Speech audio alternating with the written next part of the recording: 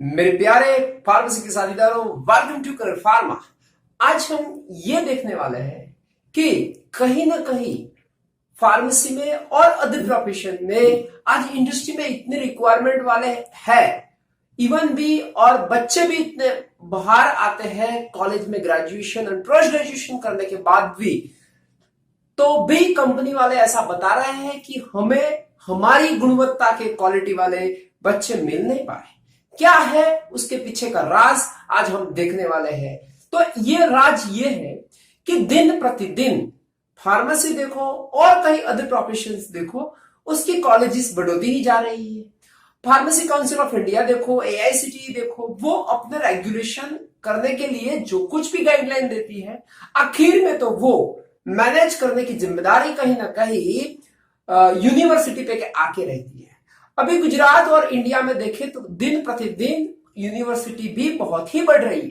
तो क्या होता है कि यूनिवर्सिटी के अपने अपने रेगुलेशंस के तौर पे बच्चों को मार्क्स अच्छे से आ जाते हैं। वो कैसे आते हैं वो दूसरा क्वेश्चन है। अच्छे मार्क्स मार्कशीट में आ गए तो क्या होता है कि बच्चा घर जाके बताएगा तो पेरेंट्स खुश हो जाएंगे, ओ मेरे बच्चा इतना अच्छा किया और उसने फार्मेसी ग्रेजुएशन कर दिया। अब लड़का और लड़की को क्या होता है, उनको कुछ हार्डवर्क करना नहीं होता और मार्क्स आ जाते हैं तो उनको भी अच्छा लगता है। और यूनिवर्सिटी मार्केटिंग करेगी, कॉलेजेस मार्केटिंग करेंगे कि हमारी कॉलेज में से इतने सारे लड़कों और लड़कियों को डिस्टिंक्शन आए, फर्स्ट क्लास आए। आखिर में जब ये लड़का और लड़की जॉब लेने के लिए जाता है, इंटरव्यूअर उसको चेक करता है और आखिर में कंक्लूजन ये आता है कि आप हमारी गुणवत्ता से मैच नहीं हो रहे, तब वहां कॉलेज नहीं होगी, वहां यूनिवर्सिटी नहीं होगी, वहां पेरेंट्स भी नहीं होगा। वो लड़का और लड़की अकेले ही मनोमंथन करेंगे और सोचेंगे कि ऐसा क्यों हुआ। तो ऐसे ही एक बात मैं आपसे बताने वाला हूं, उसके बाद में उसके क्या सॉल्यूशंस है वो भी बताने वाला हूं। तो उसमें कुछ ऐसा हुआ कि मेरे एक करीबन मित्र है, उन्होंने मुझे बताया कि एक अच्छी कंपनी में फार्मेसी के लिए बीफार्म के लिए एक वैकेंसी आई थी। तो वो लोगों ने एडवर्टाइज दिया दूसरे मीडिया में। तो हुआ कुछ ऐसा कि एक वैकेंसी के लिए 200 लोग बीफार्म ग्रेजुएट आके खड़ा गए।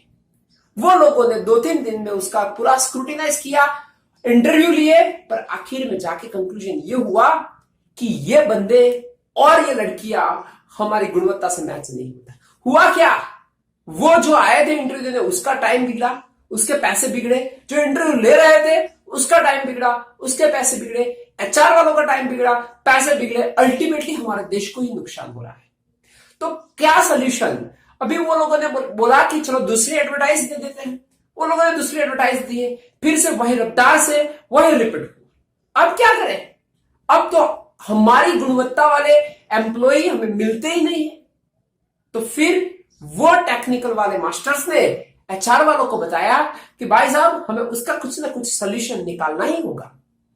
एचआर वालों ने बहुत कुछ ढूंढा, उन्होंने प्रोफेसरों से भी बात की, अध्यापकों से भी बात की, और एक यंग अध्यापक ने उन्होंने आइडिया दिया कि आप एक काम कीजिए, ये जो चीज है उसमें बीफार्म के साथ ब्रैकेट में लिख दीजिए कि जीपैट क्वालिफाइड बंदा चाहिए।